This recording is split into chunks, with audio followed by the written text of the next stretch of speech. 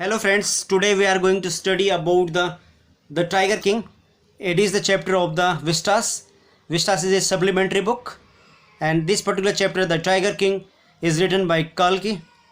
Before going to start the chapter, firstly we should understand what is the theme of this particular chapter. What is the general attitude of human being towards wild animal? This is the attitude of human being, and this is the theme of this particular chapter. What is the approach of human being towards the wild animals? मतलब कहने का तात्पर्य कि जो इंसान है उसका जंगली जानवरों के प्रति क्या सोच है, ये बताने की कोशिश की गई है इस चैप्टर में।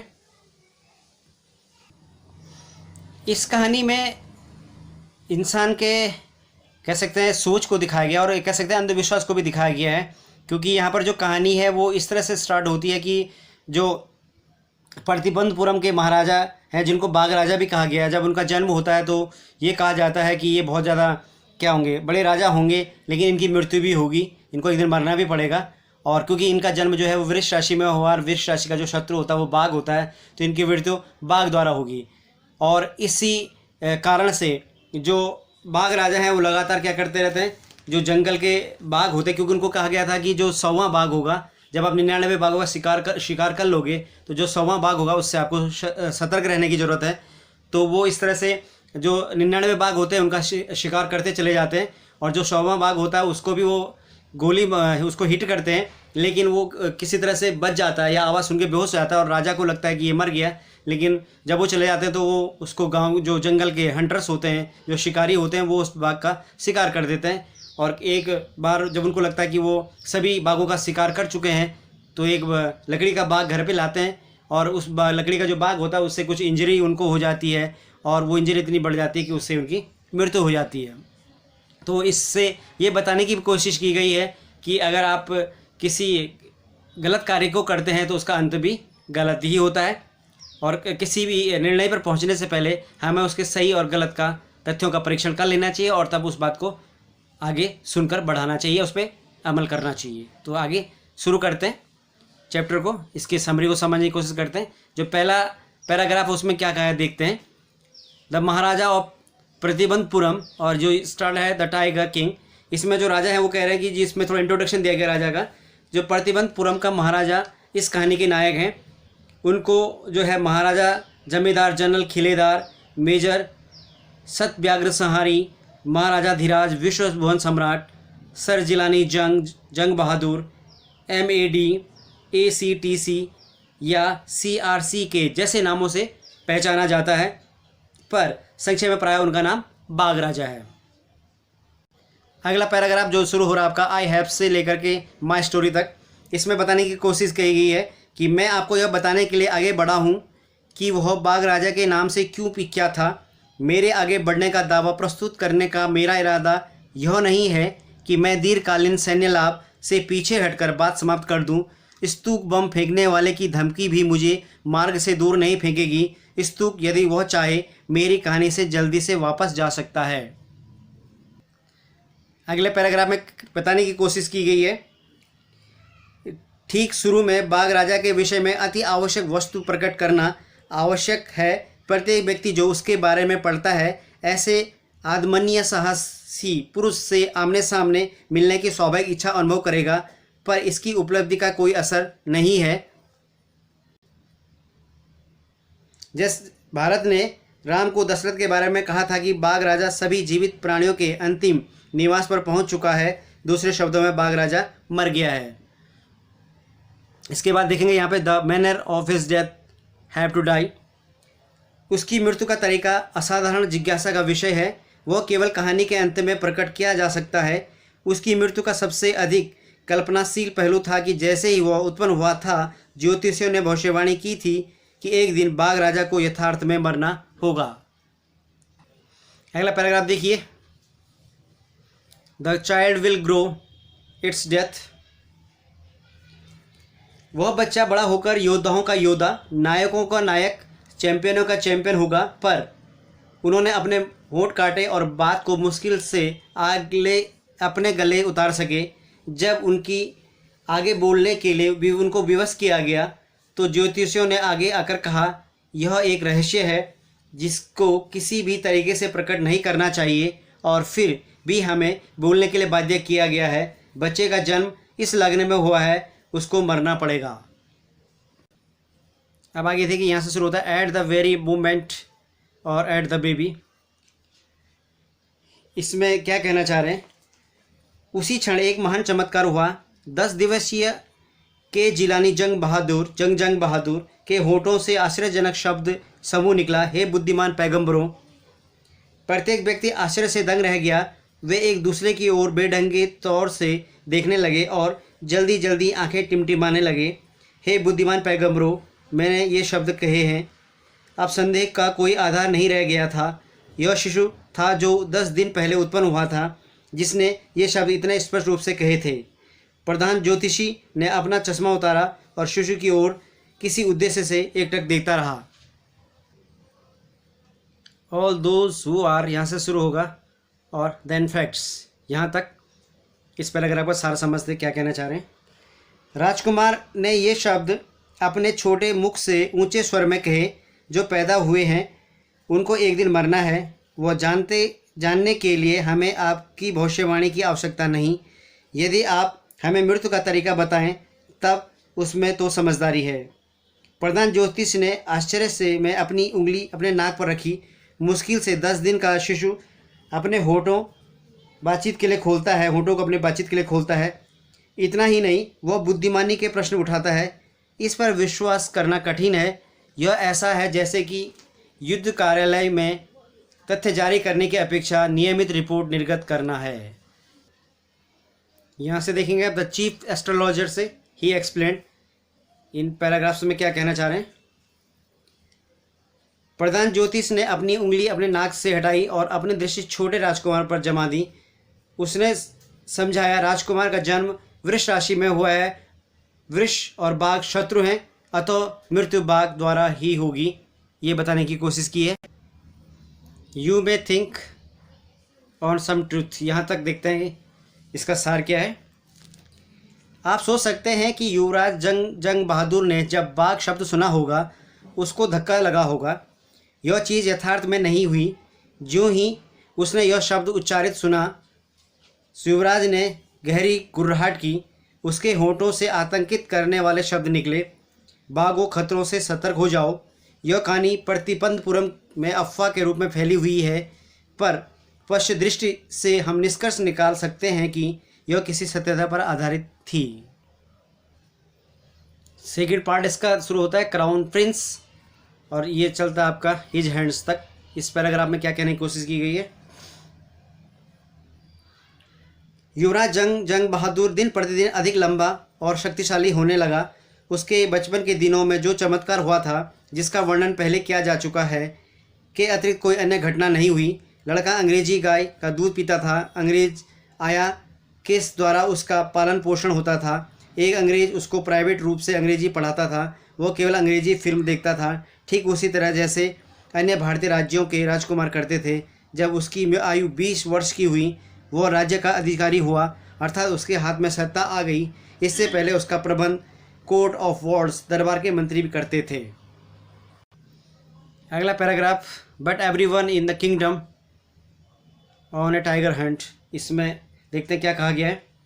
पर प्रत्येक व्यक्ति को ज्योतिष की भविष्यवाणी पर याद थी। बहुत लोगों ने उस विषय पर चर्चा करना आरंभ कर दिया। धीरे धीरे यह बात महाराजा के कानों में भी पड़ी। प्रतिबंधपुरम राज्य में असंख्य जंगल थे, उनमें बाघ थे। महाराजा को पुरानी कहावत याद थी, आत्मरक्षा के लिए तुम गोवध भी कर सकते हो। आत्मरक्षा के लिए बाघों का वध करने में निश्चित रूप से कोई आपत्ति नहीं होगी। महाराजा बाघ के शिकार करने के लिए रवाना हो गया। द महाराजा वॉज थ्रिल्ड, और यहाँ से शुरू होगा carefully with the 100th tiger. इसमें क्या कहना चाह रहे हैं। जब महाराजा ने पहला बाघ मारा, उसने अचानक उत्तेजना और आनंद महसूस किया। उसने राज्य के ज्योतिष को बुलाया और उसको मृत बाघ दिखाया उनको। महाराजा ने जानना चाहा, अब आप क्या कह सकते हैं, या अब आप क्या कहते हो। महाराजा, आप 99 बाघ ठीक इसी प्रकार से मार सकते हैं, पर उसके बाद विस्मयबोधक चिन्ह लगाया गया। ज्योतिष ने बहुत धीमे और सुस्त तरीके से कहा, क्योंकि उनको पता था कि जो 100वां बाघ होगा वो इनका शिकार करेगा, ज्योतिष के हिसाब से जो उन्होंने लगाया था। वट इफ़ इनकोरेंट नोट पे इसने में क्या कहा जा रहा है, इस यदि मैं 100वां बाघ भी मार दूं तो क्या होगा, तब मैं ज्योतिष शास्त्र पर अपनी सभी पुस्तकें फाड़ दूंगा और उनमें आग लगा दूंगा। और ज्योतिष ने अपनी तर्कहीन बात समाप्त की। मैं अपनी शिखा कटवा दूंगा, अपने सिर के बाल छोटे करवा दूंगा और जीवन बीमा का एजेंट बन जाऊंगा। ये कहा गया फ्रॉम द डे से आपका शुरू होगा और ये होगा वुड बी कॉन्फिस्केटेड। इसमें क्या कहना चाह रहे हैं, उस दिन से आगे भविष्य में प्रतिबंधपुरम में रहने वाले सभी बाघों का उत्सव काल आरंभ हो गया। महाराजा के अतिरिक्त राज्य सरकार ने सभी के लिए बाघ के शिकार करने पर प्रतिबंध लगा दिया। इस संबंध में एक घोषणा जारी की गई कि यदि कोई बाघ की ओर पत्थर फेंकने का भी दुस्साहस करता है तो उसका सारा धन और संपत्ति जब्त कर ली जाएगी। द महाराजा वोड और हु वोन, इसमें क्या कहा जा रहा है, महाराजा ने शपथ ली कि वह 100 बाघ मारने के बाद भी राज्य के अन्य कार्य देखेगा। शुरू में ऐसा प्रतीत हुआ कि महाराजा अपनी महत्वाकांक्षा पूरी करने में अच्छी प्रकार से जुट गया। ऐसा नहीं था कि उसने खतरों का सामना नहीं किया हो, ऐसे भी अवसर आए कि उसका निशाना चूक गया। बाघ उसके ऊपर झपटा और महाराजा नंगे हाथों से बाघ से लड़ा। प्रत्येक बार महाराजा की ही विजय हुई।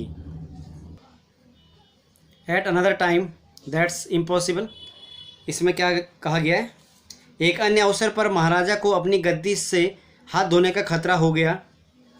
एक उच्च पदासीन ब्रिटिश अधिकारी ने प्रतिबंधपुरम का दौरा किया। वह बाघ का शिकार करने का बहुत शौकीन था। वह अपने द्वारा मारे गए बाघ के साथ फ़ोटो खिंचवाने का और भी शौकीन था। सामान्य रूप से उसकी इच्छा हुई कि वह प्रतिबंधपुरम में बाघों का शिकार करे, पर महाराजा अपने संकल्प पर दृढ़ था। उसने अनुमति नहीं दी। मैं किसी दूसरे शिकार का प्रबंध कर सकता हूँ।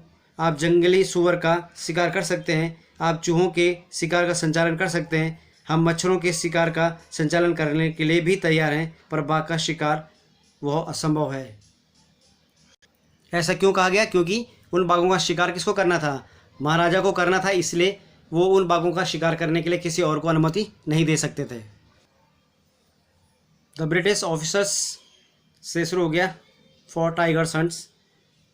इसमें क्या कहा जा रहा है, ब्रिटिश अधिकारी के सेक्रेटरी ने दीवान के माध्यम से महाराजा के पास सूचना भेजी कि दुराई स्वयं बाघ नहीं मारेगा, महाराजा यथार्थ रूप से बाघ को मारे।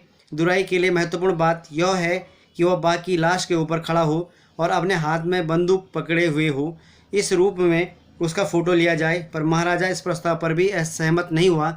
यदि महाराजा अब नरम पड़ गए, यदि अन्य ब्रिटिश अधिकारी बाघ के शिकार के लिए आ धमके, तो वह क्या करेगा। बिकॉज ही प्रिवेंटेड, और यहाँ तक ऑफ डिफरेंट डिजाइंस। महाराजा को अपने राज्य से हाथ धोने का खतरा हो गया क्योंकि उसने एक ब्रिटिश अधिकारी को अपनी इच्छा पूरी करने से रोक दिया था। इस विषय पर महाराजा और दीवान ने विचार विमर्श किया। परिणाम स्वरूप कलकत्ता में एक प्रसिद्ध अंग्रेज आभूषण कंपनी को एक तार भेजा। विभिन्न डिजाइनों के मूल्यवान हीरे की अंगूठियों के नमूने भेजे जाएं। सम 50 रिंग्स हिज किंगडम्स, यहाँ तक देखते हैं क्या कहा जा रहा है। कोई 50 अंगूठियाँ आई। महाराजा ने सारी अंगूठियाँ ब्रिटिश अधिकारी की सम्मानित पत्नी के पास भेज दी। राजा और मंत्री को आशा थी कि दुराइसानी 1 या 2 अंगूठी पसंद करेगी और शेष वापस भेज देगी। दुराइसानी ने बिना किसी विलंब के अपना उत्तर भेजा, आपके उपहार के लिए बहुत बहुत धन्यवाद। 2 दिन में ब्रिटिश आभूषण कंपनी का 3 लाख रुपए का बिल आया। महाराजा प्रसन्न था कि यद्यपि उसके 3 लाख रुपए खो गए, वह उसके राज्य का पर उसका प्रभुत्व बनाने में सफल रहा। द महाराजा टाइगर हंट्स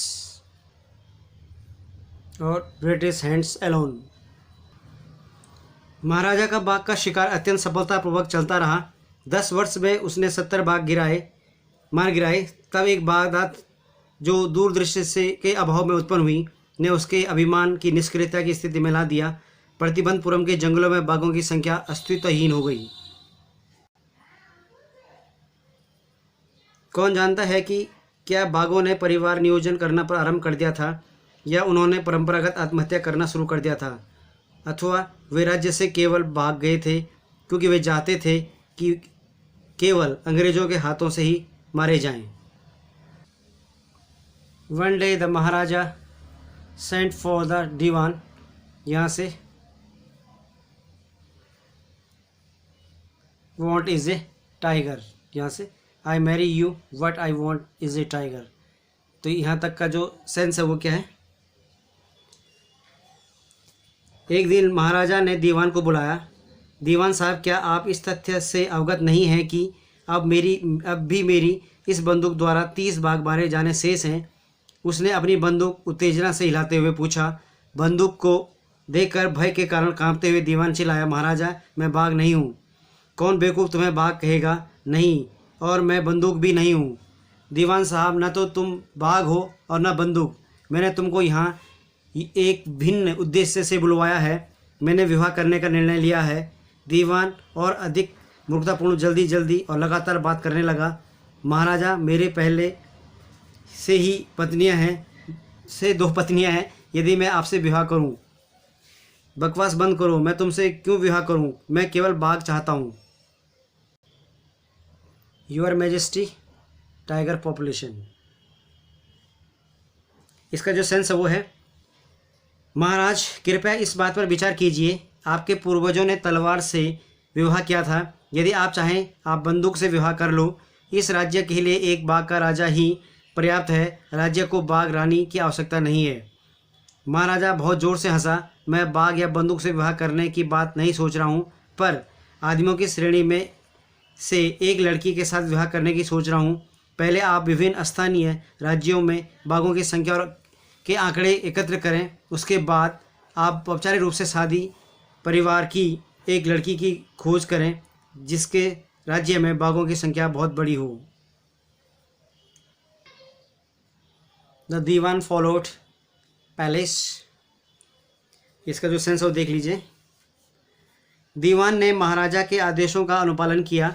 उसने एक राज्य से उपयुक्त लड़की खोजी। उस राज्य में बाघों की बहुत बड़ी संख्या थी। महाराजा जंग बहादुर जब अपने ससुर के यहाँ जाता था तो वह 5-6 बाघों को मार देता था। इस प्रकार प्रतिबंधपुरम महल के स्वागत कक्ष की दीवारों को 99 बाघों की त्वचाओं से सजाया गया। The Maharaja enjoyed hunting all together. इसका सेंस देख लेते हैं। जब 100 की गिनती पूरी करने के लिए महाराजा को केवल एक बाघ की आवश्यकता थी, उसकी चिंता अत्यधिक उत्तेजना की अवस्था में पहुंच गई। दिन में भी उसके मस्तिष्क में यह विचार रहता था और रात में भी उसका ही स्वप्न आता था। इस समय तक बाघों के फार्म खाली हो गए थे, यहाँ तक कि उसके ससुर के राज्य में भी अन्यत्र बाघ की प्राप्ति के स्थान की खोज करना असंभव था। फिर केवल एक और बाघ की आवश्यकता थी। यदि वह केवल उस एक बाघ को मात्र को मार देता या मार सकता तो वह बाघ का शिकार करना पूर्णतः छोड़ देगा। But he had from A hill side village. यहाँ तक का सेंस देख लेते हैं क्या कहना चाह रहे हैं। पर उसे उस अंतिम बाघ को मारने में अत्यधिक सावधान होना चाहिए। प्रधान ज्योतिष के ने बाद में क्या कहा था, 99 बाघ मारने के बाद भी महाराजा को 100वें बाघ में सतर्क रहना चाहिए। यह बात पर्याप्त सत्य है। किसी भी विपरीत संकेत के बावजूद बाघ भयानक, खूंखार और अनियंत्रित जंगली जानवर है। एक व्यक्ति को इस संभावित खतरों के बारे में सतर्क रहना चाहिए, पर वह 100वां बाघ कहाँ से ढूंढकर लाया जाए। जीवित बाघ की अपेक्षा बाघ का दूध प्राप्त करना अधिक सरल प्रतीत होता था। इस प्रकार महाराजा निराशा में डूबा हुआ था, पर जल्द ही प्रसन्नता देने वाला समाचार मिला जिसने उस निराशा को गायब किया। महाराजा के अपने ही राज्य में एक पर्वतीय ढाल पर स्थित गांव से बहुधा भीड़ गायब होने लगी। It was first flout the Maharaj will. यहाँ तक देखते हैं क्या है इसका सेंस। पहले यह निश्चित रूप से ज्ञात किया गया कि यह काम खादर मियाँ साहब या वीराम समी नौकर का तो नहीं है। दोनों अपनी इस योग्यता के लिए प्रसिद्ध थे कि वे संपूर्ण भेड़ निगल जाते थे। निश्चित रूप से एक बाघ यह कार्य कर रहा था। गांव के लोग महाराजा को सूचना देने के लिए दौड़े। महाराजा ने घोषणा की कि उस गांव को 3 वर्ष के लिए सभी करों से मुक्ति दी जाए और एकदम शिकार करने के लिए रवाना हो गया। बाघ आसानी से नहीं मिल पाया। ऐसा प्रतीत होता था कि बाघ जानबूझकर छिप गया जिससे कि वह महाराजा की इच्छा का खुला अपमान करे। The Maharaja was equally fourth with. इतना का क्या सेंस है? महाराजा ने भी समान रूप से दृढ़ निश्चय कर लिया था। जब तक बाघ प्राप्त नहीं होता उसने जंगल से बाहर जाने के लिए मना कर दिया। जैसे दिन बीतने गए महाराजा का अत्यधिक क्रोध और हठ डरावने रूप से ऊपर चढ़ते गए। बहुत से अधिकारियों की नौकरी चली गई। एक दिन जब महाराजा का क्रोध पूर्ण ऊंचाई पर था उसने दीवान को बुलाया और आदेश दिया कि भूमि पर तुरंत जो कर है उसको दुगना कर दिया जाए। The people in his house. अब इसका अर्थ क्या होता है? लोगों में असंतोष फैल जाएगा जब हमारा राज्य भी भारतीय राष्ट्रीय कांग्रेस का शिकार हो जाएगा। राजा ने कहा, उस दशा में आप अपने पद से त्यागपत्र दे सकते हो। दीवान घर गया। वह संतुष्ट था कि यदि महाराजा को शीघ्र ही बाघ नहीं मिल पाता परिणाम विनाशकारी हो सकते हैं। उसकी जान में जान आ गई जब उसने मद्रास के राष्ट्रीय पार्क से लाए गए बाघ को देखा जो कि उसने अपने घर में छिपा रखा था। At midnight to the ground, इसका क्या अर्थ है देख लेते हैं। आधी रात जब नगर शांति में सो रहा था दीवान और उनकी वृद्ध पत्नी ने बाघ को खींच कर कार तक लाए और उसको बेढंगे तौर से धक्का देकर सीट पर डाला। दीवान ने स्वयं कार चलाई और जंगल में उस स्थान पर गया जहां महाराजा शिकार खेल रहे थे। जब वे जंगल में पहुंचे बाघ ने सत्याग्रह आरंभ कर दिया और कार से नीचे आने के लिए मना कर दिया। बाघ को शक्ति लगाकर कार से खींचने और उसको भूमि पर नीचे धक्का देने के लिए दीवान पूरी तरह थक चुका था। On the following day crumbled heap वैसे अभी इसका देख लेते क्या सेंस है। अगले दिन वह बूढ़ा बाघ महाराजा के सामने घूम रहा था और खड़ा हो गया जैसे कि विनीत याचना कर रहा हो। मालिक, मेरे लिए क्या आदेश है? महाराजा की प्रसन्नता की सीमा नहीं रही। महाराजा ने सावधानी से बाघ पर निशाना लगाया। बाघ एक कुचले हुए ढेर के रूप में नीचे गिर गया। आई हैव किल्ड, और ये यहाँ तक है, अवे इन हिज कार। मैंने 100वां बाघ मार डाला। मेरी प्रतिज्ञा पूरी हो गई। महाराजा खुशी के मारे फूल कर कुप्पा हो गया। बाघ को शानदार जुलूस में राजधानी में लाया जाए, यह आदेश देकर वह अपनी कार में जल्दी से निकल गया। After the Maharaja left missing his car, इसका सेंस देख लेते हैं। इसका सेंस क्या है? महाराजा के जाने के बाद शिकारी बाघ को निकट से देखने के लिए गए। विस्मय में अपनी आंखों को घुमाते हुए बाघ ने उनकी ओर देखा। उन आदमियों ने महसूस किया कि बाघ मरा नहीं था, गोली का निशाना चूक गया था। वह गोली के सदमे से बेहोश हो गया था क्योंकि गोली गूंजती हुई उसके पास से गुजरी थी। शिकारियों ने सोचा कि उन्हें क्या करना चाहिए। उन्होंने निर्णय लिया कि महाराजा को जानना नहीं चाहिए कि उनका लक्ष्य चूक गया था। यदि उसे ज्ञात हो गया तो वह अपनी नौकरी से हाथ धोएंगे। एक शिकारी ने 1 फुट की दूरी से निशाना लगाया और बाघ पर गोली चला दी। इस बार शिकारी ने बाघ को बिना लक्ष्य चूके मार दिया। देन एज कमांडेड से आपका शुरू होगा और यहाँ पे परफेक्ट गिफ्ट, इसका सेंस क्या है? तब राजा के आदेश के अनुसार मृत बाघ का जुलूस नगर से निकाला गया, उसको दफनाया गया, उसके ऊपर एक मकबरा बनाया गया। कुछ दिन पश्चात महाराजा के पुत्र का 3रा जन्मदिन मनाया गया। तब तक महाराजा ने अपना पूर्ण मस्तिष्क बाघ के शिकार करने पर लगाया था। उसके पास समय नहीं था कि वह युवराज पर ध्यान दे, पर अब राजा ने अपना ध्यान बच्चे पर लगाया। वह बच्चे के जन्मदिन पर कोई विशेष उपहार देना चाहता था। वह प्रतिबंधपुरम में शॉपिंग सेंटर पर गया और प्रत्येक दुकान को खोजा पर कोई उपयुक्त चीज़ न पा सका। अंत में उसको खिलौनों की दुकान पर लकड़ी का बाग देखा और निर्णय लिया कि यह पूर्ण उपहार है। The wooden tiger cost only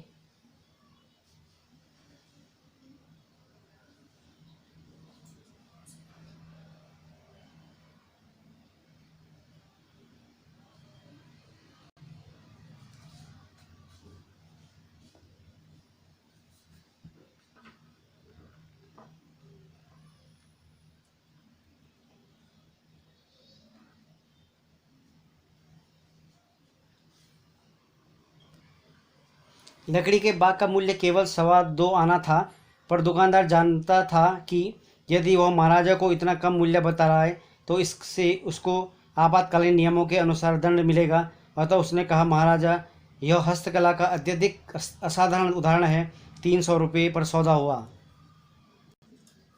बहुत अच्छा, यह तुम्हारा उपहार युवराज के जन्मदिन पर है, राजा ने कहा और बाग को अपने साथ ले गया। उस दिन पिता और पुत्र बहुत छोटे लकड़ी के बाग के साथ खेले।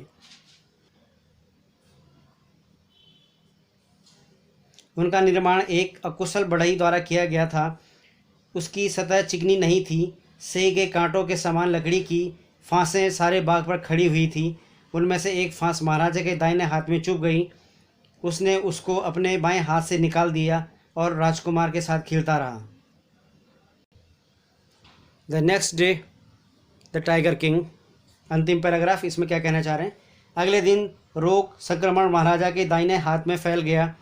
4 दिन में वह मवाद उत्पन्न करने वाली पीड़ा में विकसित हो गया और वह पूरी भुजा में फैल गया। 3 प्रसिद्ध शल्य चिकित्सक मद्रास से बुलाए गए। परामर्श करने के पश्चात उन्होंने चीर फाड़ करने का निर्णय लिया। चीर फाड़ हो गई। 3 शल्य चिकित्सक जिन्होंने चीर फाड़ की थी थिएटर के बाहर आए और घोषणा की, शल्य क्रिया सफल रही, महाराजा मर गए हैं। इस प्रकार समय बाघ ने बाघ राजा से अंतिम प्रतिशोध लिया। अब इस स्टोरी से आपको ये प्रतीत हो गया होगा कि वास्तव में जो इंसान है वो कितना क्रूर होता है और हमेशा जो उससे निर्बल प्राणी होते हैं उनका किस तरह से शोषण करता है अपने फ़ायदे के लिए, चाहे वो फ़ायदा वास्तविक हो या एक मरीचिका हो या एक ऐसा फ़ायदा हो जो संभव नहीं है या जो आपको दिवा स्वप्नों के रूप में दिखाया गया हो। और ऐसा ही इस कहानी में भी क्या दिखाया गया है और साथ में ये भी दिखाया गया है कि अगर आप किसी चीज़ से गलत करते हैं तो चाहे वो चीज़ कितनी ही दुर्बल हो तो वो भी आपका नुकसान कर सकती है। इसलिए इस स्टोरी के माध्यम से ये मैसेज देने की कोशिश की गई है कि हमें अपने से जो दुर्बल होते हैं, कमज़ोर होते हैं या बिना कारण के किसी को नहीं मारना चाहिए या किसी को तंग नहीं करना चाहिए, क्योंकि आप जिस तरह का इको ऑफ साउंड इसको आप कहते हैं, जिस तरह से आप सामने वाले के साथ व्यवहार करते हैं उधर से भी आपके साथ उसी तरह का व्यवहार होता है, चाहे वह सबल हो या निर्बल हो। शायद ये कहानी आपको समझ में आ गई होगी। Thank you very much.